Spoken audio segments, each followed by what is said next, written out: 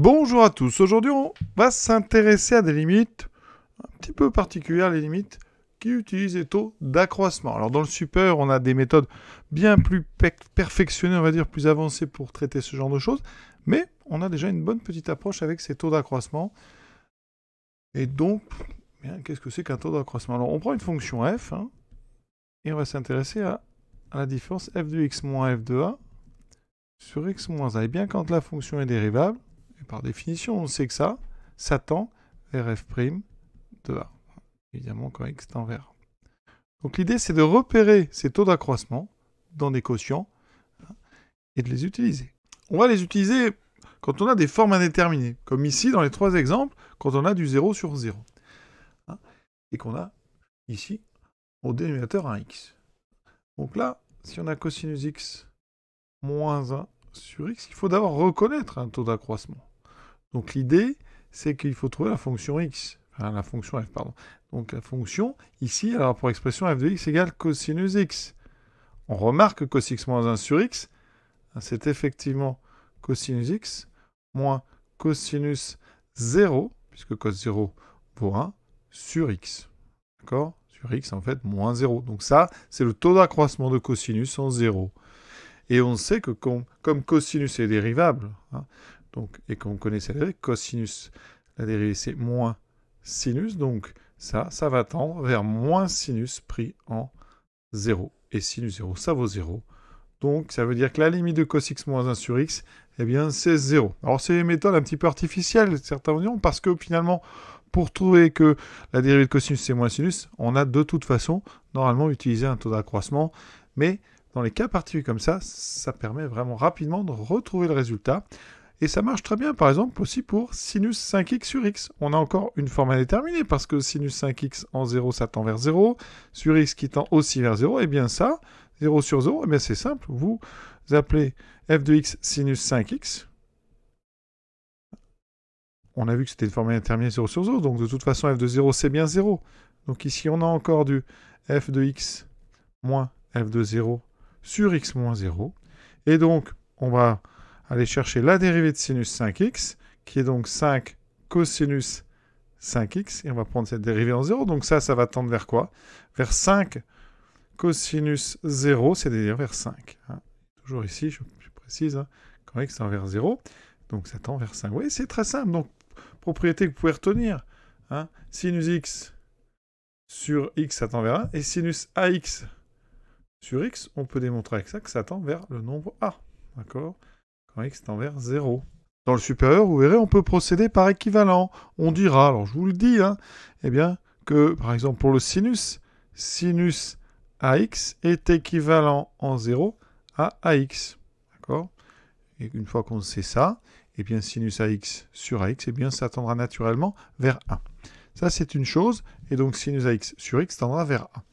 Mais là, on est dans le supérieur. Nous, ici, je veux rester sur des choses qui, vraiment, sont des choses de terminale. Mais vous allez voir que dans le supérieur, on fait ça vraiment de façon beaucoup plus, déjà plus rigoureuse, parce qu'on va aller chercher de la précision quand on en a besoin. Ici, ça reste vraiment des petites limites où il y a vraiment un problème qui est, on va dire, de premier ordre, parce qu'on n'a pas besoin d'aller très loin. On va juste chercher à dériver, mais parfois, vous verrez, on sera obligé d'aller chercher des dérivées secondes et autres. Alors pour le troisième, ln de 1 plus 2x sur sinus 4x, alors là, on va ruser. On cherche la limite quand x tend vers 0, et bien on va mettre un x ici et un x ici. Et comme ça, on va faire après deux taux d'accroissement. C'est très simple, vous voyez ici.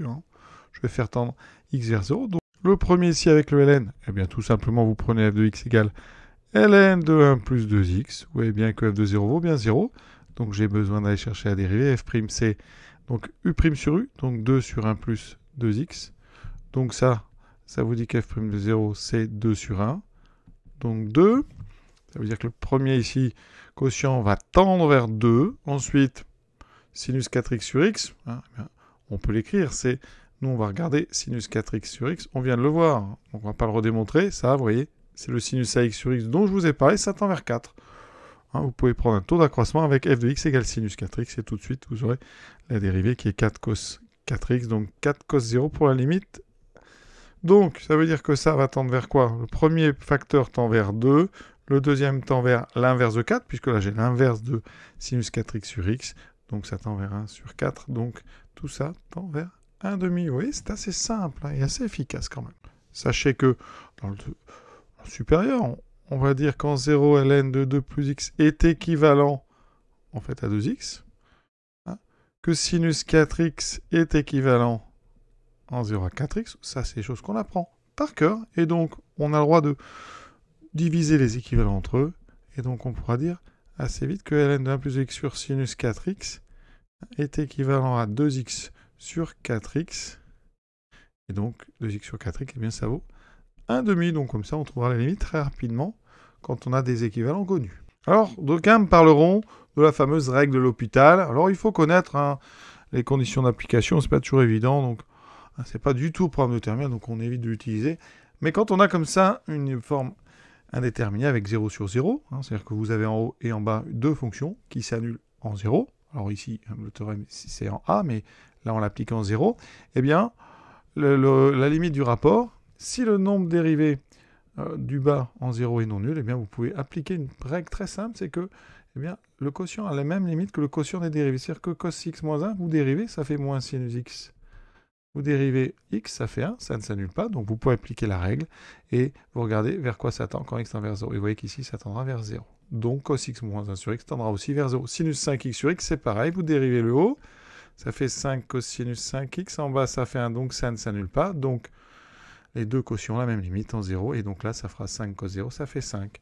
Et c'est très pratique par contre quand on a comme ça deux expressions qui tendent vers 0. Donc ici, eh bien en haut on dérive, ça fait 1 sur 1 plus 2x, pardon, ça fait 2 sur 1 plus 2x. En bas ça fait 4 cos 4x, en 0 ça ne fait pas 0, je peux donc appliquer la règle, je regarde ce qui se passe, donc en 0, bien là-haut ça tend vers 2, en bas ça tend vers 4, donc ça tend vers 2 sur 4 quand x tend vers 0. C'est une règle très très pratique qui peut nous sauver quand on peut calculer facilement les dérivés, évidemment, et qu'on est dans les bonnes conditions. Alors il y a des conditions plus générales, je vous laisse les découvrir si ça vous intéresse, mais nous on va s'arrêter là. Je vous souhaite une bonne fin de journée et à très bientôt pour la suite de ces limites avec taux d'accroissement.